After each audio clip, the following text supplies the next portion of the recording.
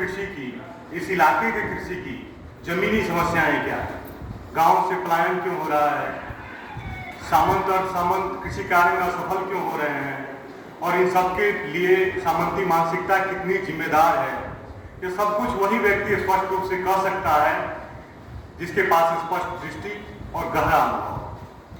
प्यारेलाल चौधरी के माध्यम से जो किरदार उन्होंने गढ़ा है, वह किरदार भारतीय समाज में सामंती मानसिकता जो जड़ जमाए बैठी हुई है उसको पूरी तरह उजागर करता है। चौधरी जी का अपनी स्त्री के प्रति जो बर्ताव है वह पारंपरिक भारतीय समाज में पुरुषवादी वर्चस्व किस प्रकार स्त्री को की स्थिति को दयनीय बनाए रखता है, ये उससे पता चलता है। और जो आम इस कहानियों का मुख्य विषय वस्तु जो है, जो आम मध्यवर्गीय जीवन जो न तो पूरी तरह सामंती मानसिकता को ढो पाता है और न ही पूरी तरह आधुनिक हो पाया है, वह इन कहानियों का मुख्य विषय वस्तु है। निम्न मध्यवर्गीय जीवन, निम्न वर्गीय जीवन भी कहानियों में आते हैं, लेकिन समाज में स्त्रियों की क्या स्थिति है इस पर कई कहानियों में प्रकाश डाला गया है। समाज में स्त्रियों की स्थिति, परिवार में स्त्रियों की स्थिति, स्त्रियों के विवाह की समस्या, विवाहोपरांत स्त्री की स्थिति और इन सभी स्थितियों को दयनीय बनाने में वाली पुरुषवादी सोच पर से लेकर पर्दा उठाया है। आप इस संग्रह की जैसे कि आप प्यारेलाल चौधरी को देखें तो वो तो कृषि भूमि के मालिक हैं और सामंती परिवार से आते हैं, तो अपनी स्त्री को दासी बनाकर रखते हैं, अपने बेटे की छिछोरी आदतों को बहुत महत्व में लिए थे। लेकिन नागरिक परिवार के रजत बाबू तो नौकरी पेशा परिवार से हैं, फिर भी अपनी स्त्री और अपने बच्चों के प्रति सारी जिम्मेदारियों से मुक्त रहना चाहते हैं। इस सामाजिक व्यवस्था में जहीन, समझदार, मेहनती लड़कियां किस प्रकार संविधानपूर्ण नीति को अपनाने के लिए विवश हो जाती हैं, इन कहानियों में बार बार आता है। संग्रह की दो कहानियां, सुमंगली और धुरिया मास्टर को पढ़ने के बाद आपको पता चलेगा कि मध्यवर्गीय समाज में लड़की की शादी तय कर लेना एक मुश्किल जंग जीतने के समान।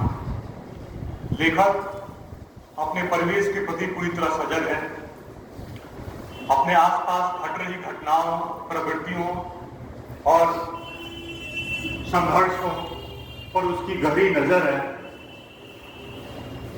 जिस क्षेत्र से वे आते हैं, मैं पहले भी कह चुका हूं कि वो राजनीतिक रूप से काफी उथल पुथल का क्षेत्र रहा है।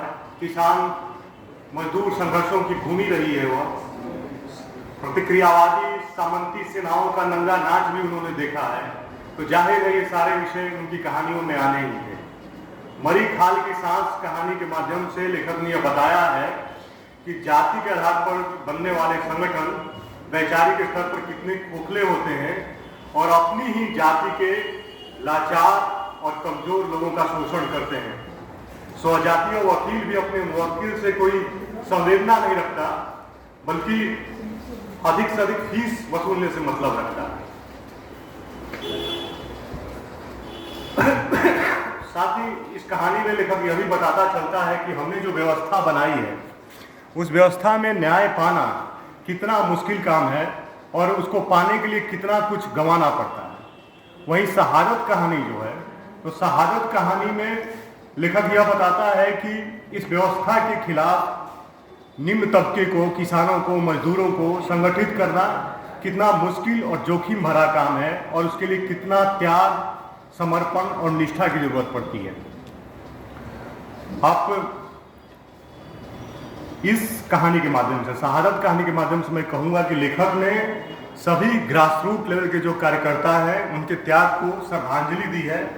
न जाने कितने शहीद, अनसंग हीरोज हमारे इतिहास में और हमारे वर्तमान में बिखरे पड़े हैं, जिन पर लिखने वाले बहुत कम लोग हैं। इस कहानी के लिए मैं लेखक को विशेष बधाई देता हूँ। आगे जो मैं जैसा कि पहले भी कहूँगा कि सरकारी सेवा का लंबा अनुभव है इनके, तो जाहिर है कि ये चीज़ें तो कहानियों में आनी ही है। परिवेश कहानी संग्रह जो सर का पहला कहानी संग्रह था, मुझे याद है कि उस पर भी बहस, जो चर्चा, बातचीत इसी हॉल में हुई थी और उस समय मैंने नोट किया था कि उस संग्रह की लगभग आधी कहानियाँ कार्यालय जीवन से संबंधित थी। इस संग्रह की कम से कम 2 कहानी पूरी तरह भारतीय ब्यूरोक्रेसी के चरित्र को उद्घाटित करने के लिए पर्याप्त है। भारतीय ब्यूरोक्रेसी लेखक जानते हैं और वो पूरी तरह जानते हैं कि वो ब्रिटिश शोषण की जो परंपरा रही है, जो विरासत रही है, उसी को ढो रही है और नए नए तरीके ईजाद कर रही है शोषण को। इस पर से लेखक ने बड़ी बारीकी से पर्दा उठाया है। मैं यह मानता हूं कि आज की जो ब्यूरोक्रेसी है वो पहले की ब्यूरोक्रेसी, जो ब्रिटिश ब्यूरोक्रेसी थी, जो मुगल ब्यूरोक्रेसी थी, उससे ज़्यादा खतरनाक है। आपको आलोक धनवा की वो कविता जिलाधीश ध्यान में होगी, जिसमें वे लिखते हैं कि एक मिनट,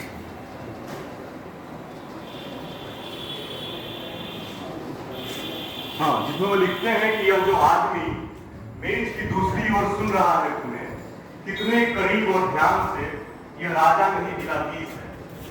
यह जिलाधीश है जो राजाओं से आमतौर पर बहुत ज्यादा शिक्षित है, राजाओं से ज्यादा तत्पर और संलग्न है। यह दूर किसी किले में ऐश्वर्य की निर्जनता में नहीं, हमारी गलियों में पैदा हुआ लड़का है। यह हमारी असफलताओं और गलतियों के बीच पला है। यह जानता है हमारे साहस और धैर्य को। राजाओं से बहुत ज्यादा धैर्य और चिंता है इसके पास। यह ज्यादा भ्रम पैदा कर सकता है, यह ज्यादा अच्छी तरह हमें आजादी से दूर रख सकता है। कड़ी निगरानी चाहिए सरकार के इस बेहतरीन दिमाग पर। जितेंद्र जी, मैं संतुष्ट हूँ जितेंद्र जी की कहानियों में इस चीज को, आज की ब्यूरोक्रेसी की जो शोषण के बारीक तरीके हैं, उसको पहचानने में इन्होंने सफलता पाई है। और साथ ही लेखक यह भी बताता चलता है कि एक ईमानदार और कर्मठ व्यक्ति इस व्यवस्था में कैसे अनफिट हो जाता है और एक चक्रव्यूह में फंस कर रह जाता है। शिल्प पर बहुत बात मुझे नहीं करनी, लेकिन मैं पहले कह चुका हूँ इसी सभा में कि उनका शिल्प बदकही का शिल्प है। बात से बात निकलते जाती है, कहानी के भीतर कहानी फूटती जाती है। आप ये कह सकते हैं कि बहुत गढ़े हुए शिल्प की कहानियां नहीं है, लेकिन मैं मानता हूं कि लेखक का इरादा एक मुकम्मल तस्वीर प्रस्तुत करने का है और इसके लिए कहानी के भीतर शाखाएं उपशाखाएं फूटती हुई प्रतीत होती हैं और अंत तक जब लेखक पहुंचता है तो पाठक के सामने एक बहुआयामी तस्वीर प्रस्तुत हो जाती है। लेखक की भाषा बहुत चुटीली है, इसमें व्यंग की भरमार है जो कहानियों को रोचक बनाता है। पात्रों की भाषा में क्षेत्रीय मुहावरे बड़े बड़े हैं, कहीं कहीं पात्र कुछ ज्यादा साहित्यिक भाषा बोलते हुए दिखते हैं, उस पर ध्यान देने की जरूरत है। और अंत में लेखक से मेरी निजी अपील यही है कि मैं जानता हूं कि उनके पास बहुत सी कहानियां हैं, ये सभी कहानियां कागज पर आनी चाहिए ताकि हम अधिक समृद्ध हो सकें। धन्यवाद।